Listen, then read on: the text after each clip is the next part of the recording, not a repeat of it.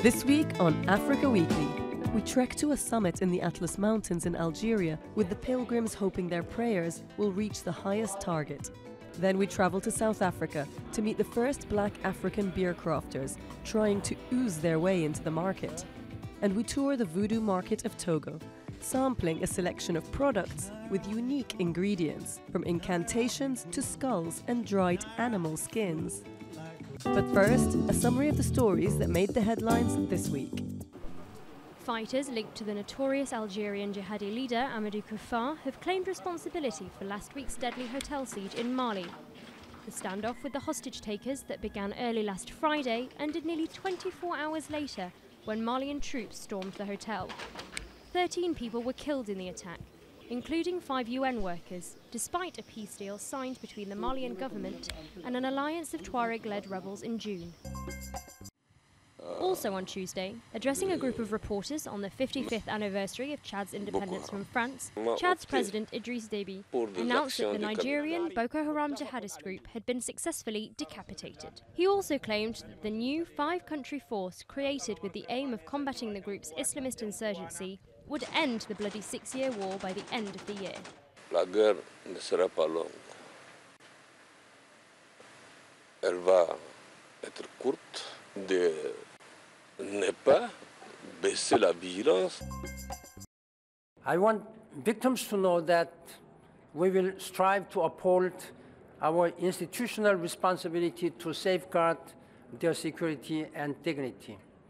To victims, I say we stand with you. Please come forward. Please feel safe in knowing that we will do all we can to respond to these outrageous crimes. UN Secretary-General Ban Ki-moon fired Senegalese diplomat Babacar Gaye, the mission chief in the Central African Republic, after a string of allegations of child sex abuse by peacekeepers. The move followed fresh accusations that a peacekeeper from the MINUSCA force had raped a 12-year-old girl. In July, Nigeria marked 1 year since its final recorded case of polio. And this week, the rest of the continent is also celebrating. Wednesday was the anniversary of Africa's last case of the highly infectious and crippling virus. But the UN warns that this is not an endpoint, as success depends on the continuation of awareness campaigns and close monitoring of any possible new cases. Ugandan activists gathered for a gay pride rally on Saturday, celebrating 1 year since the overturning of a strict anti-homosexuality law. Homosexuality is still illegal in Uganda, punishable by a prison sentence. But the law had called for proven homosexuals to be jailed for life. The rally culminated a week of events that included a Transgender Awareness Day and a Mr. and Miss Pride beauty pageant. And we end with a cultural street festival in Kinshasa, where artists showcase their talent at the first edition of Kinact, which kicked off on Tuesday, aiming to bring Congolese artists out of obscurity.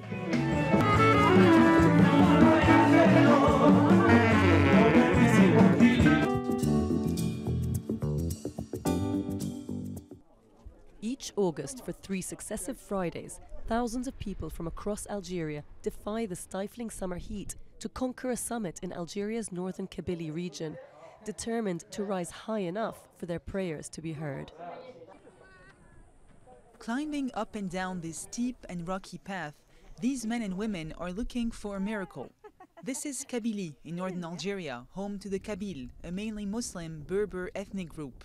At the top of the mountain, visitors light candles in a simple mosque praying for a better future, an annual pilgrimage stemming from a centuries-old pagan ritual.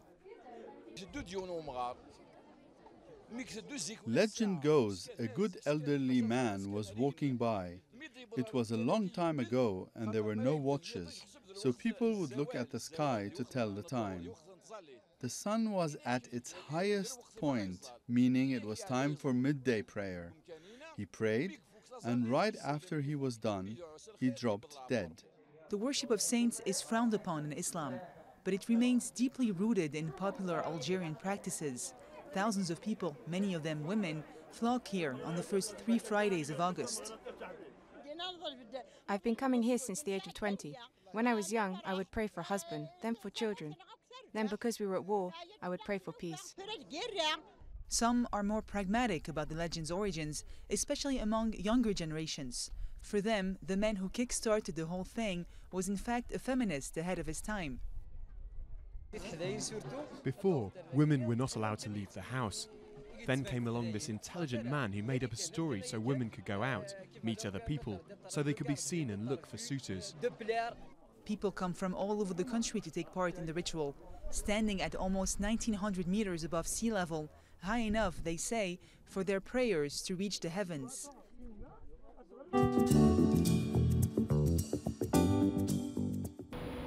The first batch of Soweto Gold, named after the iconic South African township, was brewed in a 5-litre tub in Ndumiso Madlala's kitchen.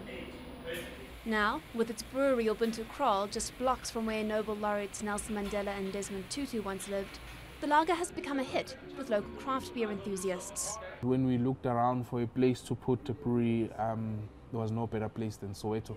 So if you look at the microbrewing industry in South Africa, it was growing mostly in white suburbs. And if you look at the fan base of beer sits mostly in the townships. So we thought it would be quite a good idea to open a microbrewery in the township. Madlala hopes the brand and its location will help attract black South Africans to the exploding craft beer market.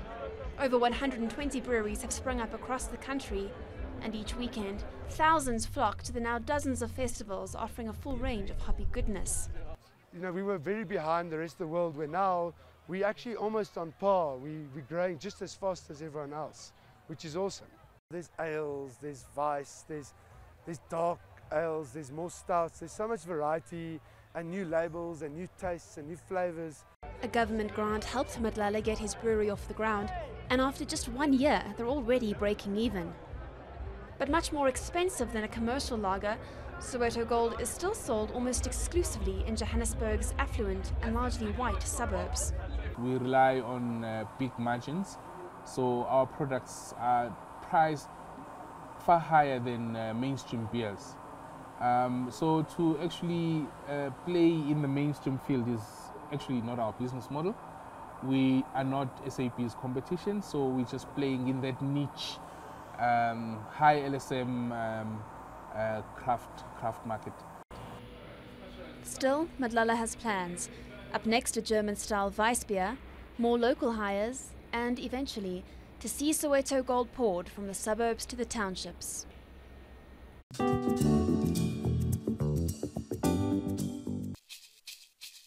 Ailments that last for years would push anyone to take drastic action, which is why 35-year-old Adolphe Hounji travelled from Benin to the Togolese capital of Lomé to seek a cure once and for all. I've had a headache for 3 years. I was treated in several medical centres in Benin, but the pain persisted and I couldn't work anymore. A friend pointed me in the direction of the voodoo market, and since seeing this healer, I feel much better. Reptile bones, feathers and statues are just some of the objects used by the 100 healers here, who offer consultations for €3. From malaria to typhoid fever to erectile dysfunction, there are few ailments these healers don't cater to.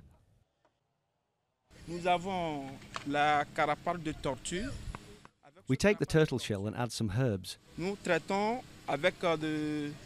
We grind it down to a powder, which is then mixed with honey and is eaten to help ease asthma.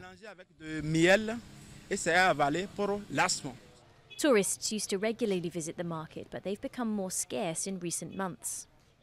There's a deficit to be made up with regards to tourism, with regards to Ebola, which has reduced the number of tourists coming. Even politicians have been known to visit the market to pick up a lucky talisman ahead of election campaigns. But the healers can't say how effective their treatments are in the race for power, since client confidentiality comes first.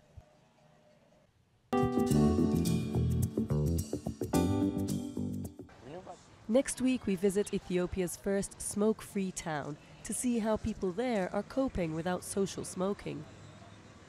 And we'll talk to the women in Ivory Coast who insist on using skin whitening creams despite the dangers. That's all from us at Africa Weekly. Until next week.